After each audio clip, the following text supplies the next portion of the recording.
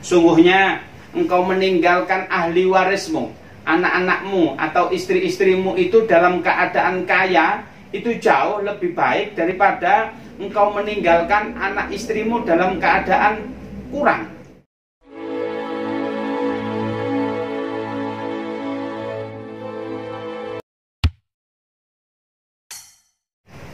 Bismillahirrahmanirrahim. Assalamualaikum warahmatullahi wabarakatuh. Alhamdulillah wa nusalli ala rasulillah. Bismillahirrahmanirrahim wa alaihi natawakkal. Rabbi israh li sadri wa yassir li amri wahlul 'uqdatam min lisani yafqahu qawli. Sahabat yang dimuliakan oleh Allah, semoga kita tetap bisa menjalankan amalan-amalan di bulan Ramadan ini. Semoga kita diistiqomahkan oleh Allah Subhanahu wa ta'ala untuk menjalankan ibadah di bulan Ramadan ini. Kita akan mengkaji kitab Riyadhus Shalihin yang sekarang hadis yang ke-6. A'udzubillahi minasyaitonirrajim. Bismillahirrahmanirrahim. Wa an Abi Ishaq Sa'id bin Abi Waqqas Malik bin Uhaib bin Abdul Manaf bin Zahrah ibnul Kilab bin Murrah bin Ka'ab bin Lu'ail al-Quraisy Zuhra radhiyallahu anhu ahadil asyarah masyhurun lahumul bil jannah radhiyallahu anhum. Hadis ini diriwayatkan oleh beberapa sahabat, banyak sekali, yang mana ini berurutan dari cucu sampai buyut-buyutnya. Kemudian apa yang diriwayatkan, dan mereka ini adalah salah satu sahabat yang langsung masuk surganya Allah Subhanahu wa ta'ala. Apa yang diriwayatkan?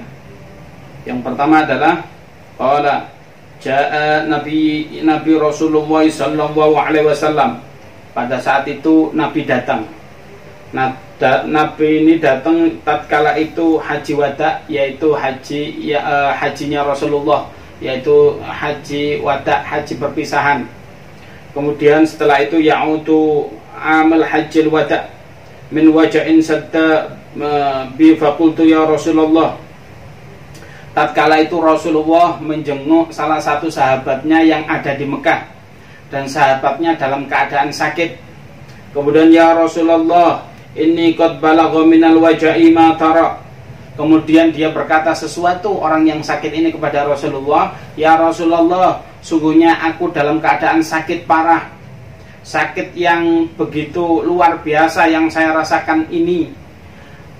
Begitu kata orang yang sakit, berkata kepada Rasulullah sallallahu alaihi wasallam, wa ana du malin wa la yarithuni illa ibnatuli.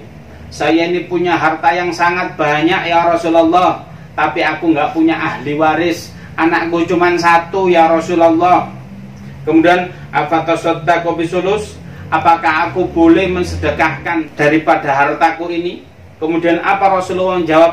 La, tidak, jangan. Qultu, kemudian yang sakit ini menjawab lagi, fasyurtun ya Rasulullah, kalau setengah bagaimana ya Rasulullah? Jangan, kata Rasulullah. Qultu fasulusun ya Rasulullah, kalau sepertiga ya Rasulullah, sepertiganya.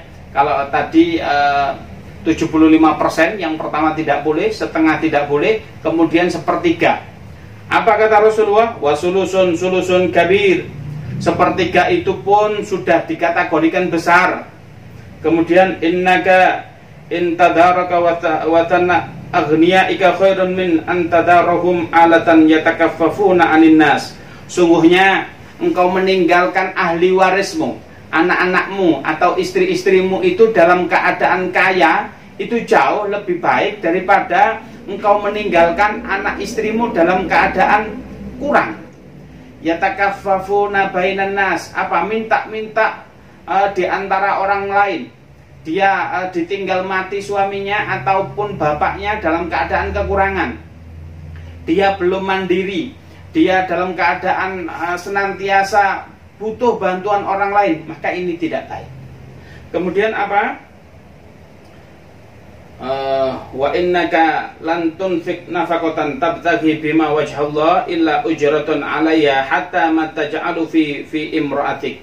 Sungguhnya engkau bersedekah itu walaupun engkau bersedekahnya ke istrimu ataupun ke anakmu itu masih dihitung sedekah, dihitung sedekah. Berarti kita menafkahi anak istri kita itu kita dihitung memiliki pahala sedekah. Ya Rasulullah, ini ada permasalahan yang kedua yang disampaikan oleh sahabat yang dalam keadaan sakit ini. Apa? Ya Rasulullah, ukhalifu ba'da ashabi. Ini teman-teman saya sudah meninggalkan saya. Perlu diketahui bersama, dulu Rasulullah tinggal di Mekah. Kemudian disunnahkan hijrah semua. Kemudian setelah hijrah, setelah Fathu Makkah, sahabat ini ada yang tinggal di Mekah, melanjutkan bisnisnya, kemudian sukses. Dia merasa ditinggalkan oleh para sahabatnya karena apa? Sahabatnya semua pada saat itu di Madinah. Qala innaka lan tukhalifu fata'mal amalan tabtaghi bima bihi wajhallah illa zadat bihi zadatun wa raf'atun wa la'allaka an tukhalifu hatta yantafi'u bika aqumu wa yadribu bika akhorun. Kemudian apa? Sesungguhnya apabila engkau bisa berbuat baik, bermanfaat bagi orang lain, sesungguhnya engkau apabila berbuat itu karena Allah Subhanahu wa ta'ala, sama sekali engkau tidak ditinggalkan oleh para sahabatmu. Pada dasarnya secara fisik saja engkau jauh dengan sahabatmu, tapi tetap engkau sama-sama melakukan sesuatu karena Allah Subhanahu wa ta'ala, cuman beda tempat saja. Kemudian Rasulullah berdoa, Allahumma amdi li ashabi hijratahum. Ya Allah, sempurnakanlah hijrahnya para sahabatku. Yang dulu hijrahnya karena ABC semua, ya Allah sempurnakan hanya karena engkau Subhanahu wa ta'ala. Kemudian wala tarudduhum ala aqabihim, jangan sampai mereka itu kembali kepada apa? Aqabihim, akidah mereka yang lama. Kalau dulu mereka menyembah patung dan lain sebagainya, jangan sampai kembali akidahnya, jangan sampai rusak ya Allah. Tetap mereka menyembahmu dan mentauhidkan engkau ya Allah. Lakin al-ba'isu Sa'id binti Ibnul Hawlah yarithulahu Rasulullah an mata bimakkah mutafakun alaih. Tetapi ada satu sahabat yang disesalkan oleh Rasulullah, yaitu siapa? Yaitu Sa'id bin Hawlah. Beliau ini dulu diajak hijrah. Ada sebagian mengatakan dia hijrah, tetapi dia kembali sebelum Fathu Makkah. Ada yang mengatakan dia nggak mau hijrah dulu, tapi dia itu sahabat Rasulullah. Kemudian dia dalam keadaan mati belum hijrah. Maka ini disayangkan oleh Rasulullah karena Rasulullah sesuai sabdanya di hadis sebelumnya, la hijrata ba'da fathil Makkah. Tidak ada hijrah setelah Fathu Makkah. Maksudnya apa? Jangan kembali ke Mekah kembali, ya. Jangan sampai kalian kembali ke Mekah kembali tatkala itu sebelum Fathu Makkah. Ini beberapa hadis. Ada dua permasalahan yang dibacakan oleh sahabat Rasulullah dalam keadaan sakit. Apa hikmah daripada hadis ini? Bahwasanya kita ini orang Indonesia banyak lupanya terhadap nasab atau dzurriyyah kita. Kalau bahasa kita itu kepaten obor. Tetapi kalau di Arab tidak. Sampai neneknya, buyutnya, canggahnya, gantung, sewurnya, semua hafal. Karena apa? Bin-binnya itu semua dihafalnya. Oleh karena itu, ini menunjukkan orang Arab ini senantiasa menjaga silsilah keluarganya, menjaga nasabnya. Ada budaya di kita dulu bagus. Tatkala orang habis nikah, setelah habis akad, kemudian apa? Tidak langsung bekerja, mengenalkan kepada para Pak D-nya, Bude-nya, Buliknya, semuanya dikenalkan bahwasanya ini adalah suami saya. Tetapi budaya ini sekarang sudah luntur. Bahkan setelah akad, besoknya sudah kerja seperti biasa. Hal ini merupakan budaya yang tergerus. Budaya kita yang tergerus dengan budaya yang kurang bagus menurut saya. Sehingga apa? Budaya yang bagus adalah menjaga silaturahmi yang bagus, terutama di keluarga kita, agar supaya kita tidak kepaten obor itu tadi. Kemudian sahabat ini merupakan salah satu sahabat yang dinas oleh Rasulullah untuk langsung masuk surga. Kita ketahui bersama adalah bahwasanya 10 sahabat yang langsung masuk surga. Di antaranya ada Abu Bakar, Umar, Utsman, Sayyidina Ali, Tolhah bin Abdurrahman, Zubair bin Awam, dan lain sebagainya. Itu adalah sahabat-sahabat terbaik Rasulullah yang dinas langsung masuk surga. Dikarenakan perjuangannya sudah tidak bisa kita bayangkan bagaimana kecintaan beliau terhadap Islam dan Rasulullah ini. Itulah sahabat Rasulullah yang senantiasa bersama Rasulullah, berjuang bersama-sama dengan Rasulullah. Kemudian apa? Disunnahkan kita untuk menjenguk orang yang sakit. Orang yang sakit ini disunnahkan kita untuk menjenguknya. Jadi kalau kita punya saudara atau teman dengar dia sakit, segera kita kunjungi. Bahkan ada beberapa fadilah orang yang mengunjungi. Di antaranya fadilahnya apabila kita mengunjungi sahabat kita yang sakit di pagi hari, maka ada 70.000 malaikat yang bersolawat kepada kita sampai sore harinya. Maksudnya bersolawat ini adalah mendoakan kita. Tatkala ada orang sakit kita kunjungi, kita didoakan 70.000 malaikat dari pagi sampai sore. Bisa kita bayangkan. Apa yang didoakan? Tentunya apa yang kita butuhkan. Kalau kita sakit yang sedikit-sedikit, ya kita didoakan oleh malaikat itu agar supaya kita tetap sembuh, cepat sembuh. Apabila kita banyak utang, segera dilunasi atau utang itu segera dibereskan oleh Allah Subhanahu wa taala sesuai apa yang kita butuhkan. Maka untuk reward untuk orang yang senantiasa menjenguk orang sakit ini luar biasa. Apabila kita menjenguk orang sakit tatkala sore hari, maka dia didoakan 70.000 malaikat kembali, yaitu dari sore sampai pagi harinya. Luar biasa. Sehingga pahala untuk menjenguk orang sakit ini begitu luar biasa. Kemudian apa? Ada adab-adab atau etika tatkala kita menjenguk orang sakit. Yang pertama, kita itu harus memberi motivasi yang baik. Seperti halnya dilakukan oleh Rasulullah. Wahai sahabatku, engkau jangan memberikan hartamu semuanya. Nanti anakmu dan lain sebagainya itu masih membutuhkan. Walaupun pada saat itu anaknya baru 1. Tetapi di riwayat ini di sarahnya diterangkan ternyata sampai akhir hayat beliau itu memiliki 17 anak. Tatkala itu disehatkan oleh Allah Subhanahu wa kembali, kemudian diberi keturunan sebanyak 17. Sehingga seandainya tadi itu langsung diberikan 75% hartanya, lalu bagaimana anak-anaknya ini? Sehingga apa? Di sini kita tatkala ada orang sakit dibesarkan hatinya. Kemudian yang sakit kita mendoakan. Jadi orang yang sakit itu kita doakan, tapi dia juga minta kita agar supaya mendoakan kita. Karena doa orang yang sakit ini mustajabah. Kita doakan, wahai saudaraku, semoga bisa sembuh dan lain sebagainya. Kemudian etika selanjutnya, bahwasanya apabila ada orang sakit ini kita menjenguk harus tahu keadaan. Jangan sampai kalau ada orang sakit kita datang ke situ, kemudian kita menjenguk, ngobrol ngalor ngidul sampai yang sakit ini bosan. Bagaimana yang sakit ini bosan? Sehingga apa? Jangan terlalu panjang, karena yang sakit ini butuh istirahat. Kecuali yang sakit itu bilang, aku betul-betul kangen. Tadi alhamdulillah saya sudah merasa sehat, engkau datang ke sini saya senang, saya ingin ngobrol panjang. Jangan pulang dulu, kan tidak masalah. Tapi kalau dia sudah bosan, sebelum dia bosan kita sudah harus pulang. Karena apa? Orang yang sakit butuh istirahat. Kemudian apa? Bagi yang mengunjungi mendapatkan pahala kebun kelak di surganya Allah Subhanahu wa taala. Kita ketahui bersama banyak kenikmatan yang diberikan oleh Allah Subhanahu wa taala, yaitu bagi orang yang mengunjungi sakit, di antaranya mendapatkan kebun. Tetapi pada dasarnya kenikmatan di surganya Allah Subhanahu wa taala sangatlah banyak.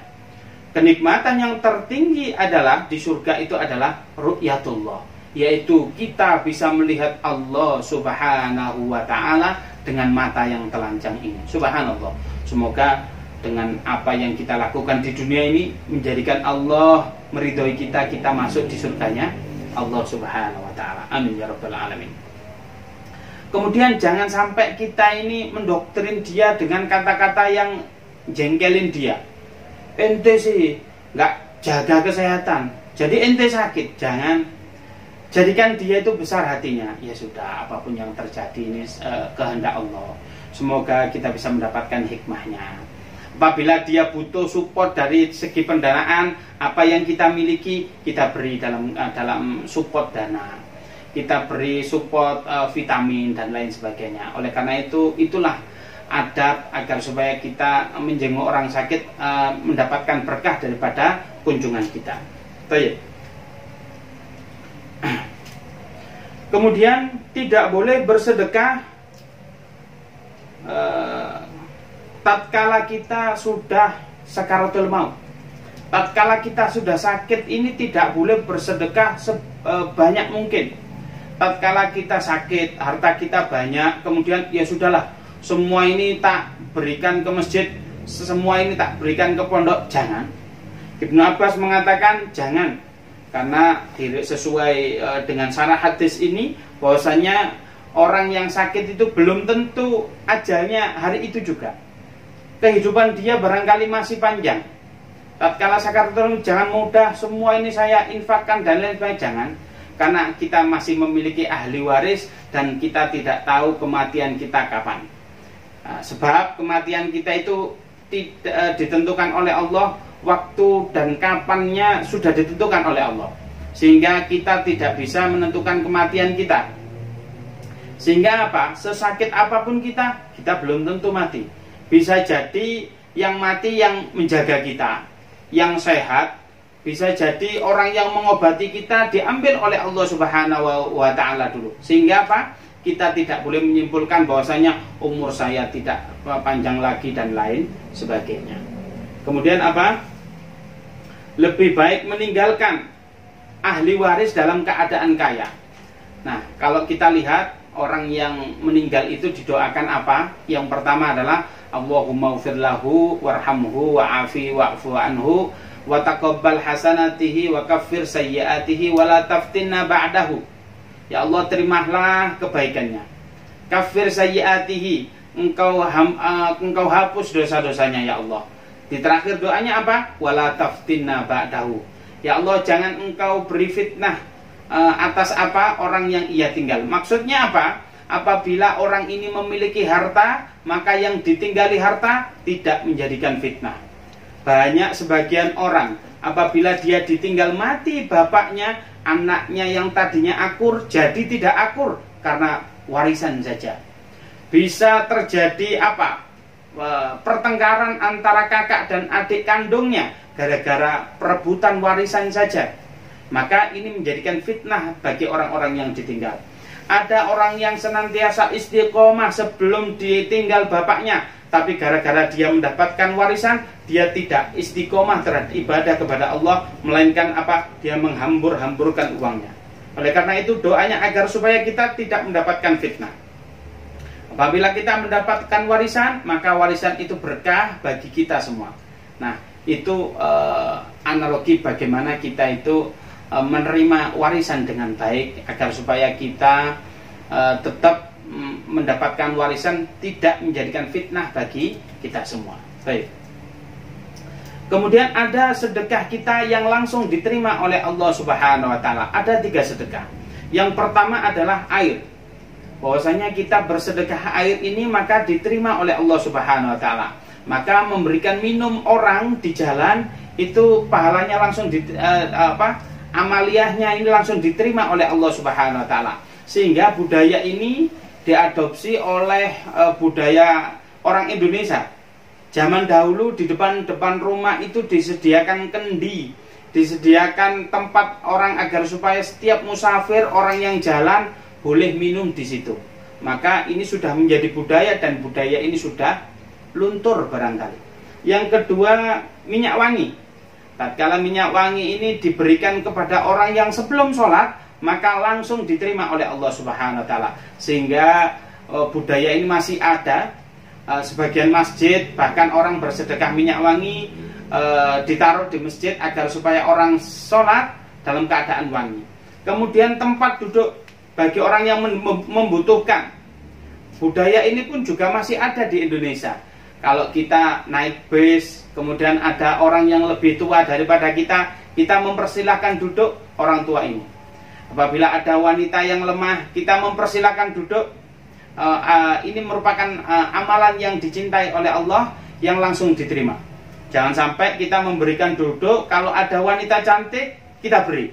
Tapi kalau ada wanita nggak cantik, nggak kita beri. Ini bukan amalan yang ikhlas. Yang ikhlas bagaimana? Setiap orang yang membutuhkan duduk, yang lemah, kita beri. Baik itu wanita yang cantik maupun kurang cantik, tetap kita beri. Jangan sampai tendensius, yang cantik dikasih, yang kurang cantik dibiarin aja, pura-pura nggak tahu walaupun dia membutuhkan dalam keadaan kurang sehat. Itu adalah amalan-amalan yang senantiasa langsung diterima oleh Allah Subhanahu wa taala.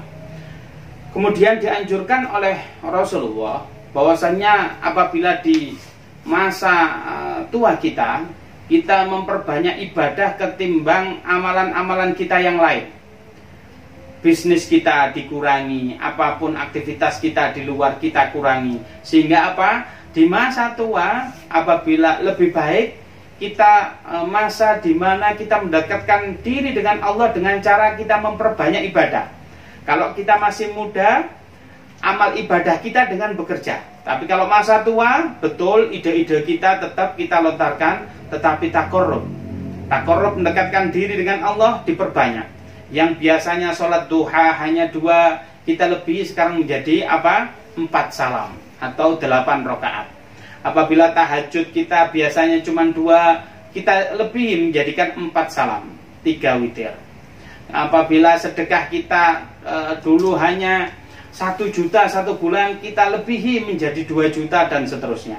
Maka amalan-amalan ini dianjurkan oleh Rasulullah agar supaya kita agar supaya kita di akhir hayat kita menjadi husnul khotimah, menjadi orang yang diridhoi oleh Allah, tutup usia dalam keadaan yang husnul khotimah, yaitu tertutup dalam keadaan yang baik. Tertutup dalam keadaan yang baik kita terbiasa dengan amalan-amalan kita. Bayangkan, orang itu akan dimatikan oleh Allah Subhanahu wa taala sesuai kebiasaannya. Apabila mulut ini terbiasa mengucapkan kalimat yang bagus, maka di akhir hayatnya dia mengucapkan kalimat yang bagus. Kalau orang ini mati dalam keadaan yang dia terbiasa ngucapin hal-hal yang jorok, barangkali dia mati dalam keadaan mengucapkan yang jorok. Melakukan ghibah, dia terus ghibah. Kita bayangkan, apabila lisan ini kita terbiasa mengucapkan kalimat La ilaha illallah, maka semoga kita diridhoi oleh Allah, lisan ini mengucapkan kalimat La ilaha illallah di akhir hayat kita. Kita ketahui bersama, fadilah mengucapkan kalimat La ilaha illallah. Barang siapa yang mengucapkan kalimat La ilaha illallah di akhir hayatnya, pada khalal jannah, maka dia dipastikan oleh Allah Subhanahu wa taala langsung masuk surga. Yang menjadi pertanyaan, apakah Allah ridho lisan ini yang biasa mengucapkan kalimat yang buruk-buruk, di akhir hayat kita mengucapkan kalimat La ilaha illallah? Analoginya mungkin tidak. Semoga dengan kita senantiasa sering mengucapkan kalimat La ilaha illallah, sering mengucapkan Allahumma sholli ala Sayyidina Muhammad, sering kita mengucapkan Astaghfirullahaladzim dan amaliyah-amaliyah yang lain, semoga kita dikategorikan orang yang diridhoi oleh Allah. Tatkala kita meninggal kelak, lisan kita bisa mengucapkan kalimat La ilaha illallah. Itu saja barangkali hadis yang bisa kita diskusikan kali ini. Saya akhiri. Assalamualaikum warahmatullahi wabarakatuh.